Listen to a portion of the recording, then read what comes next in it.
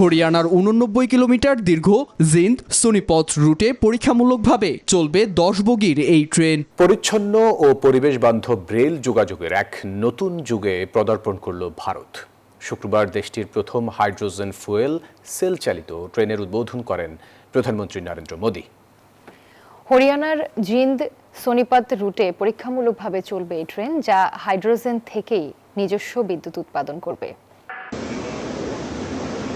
ধোঁয়ার কালো রেখা পেছনে ফেলে রেলপথে উঠল সবুজ ভবিষ্যতের নতুন অধ্যায়। ডিজেলের পরিবর্তে এবার হাইড্রোজেনের শক্তি। ভারতে প্রথম হাইড্রোজেন ফুয়েল সেল চালিত ট্রেন যাত্রার উদ্বোধন করলেন দেশটির প্রধানমন্ত্রী নরেন্দ্র মোদী।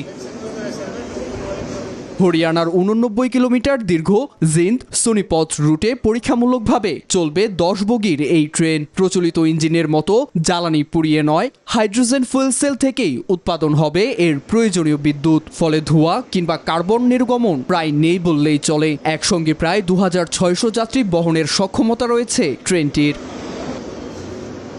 ভারতের কাছে এটি শুধু একটি নতুন ট্রেন নয়, বরং ভবিষ্যতের রেল ব্যবস্থার পরীক্ষা মঞ্চ।